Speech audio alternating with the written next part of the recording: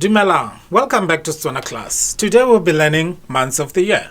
Hopefully this will all go well considering I have a 1-year-old next to me. So I apologize if things take a turn. Anyway, we're going to start with January. Ferikgong or Ferikgong. Ferikgong. February is Tlhakole.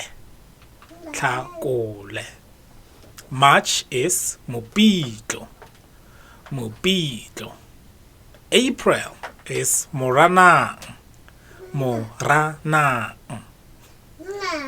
Yes. May is Motsheganong. Motsheganong. Yes. June is Seetebosigo.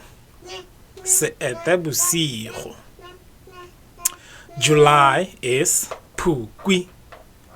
Phukwi. August is Phatwe. Phatwe. September is Lwetse. Lwetse. October is Diphalane.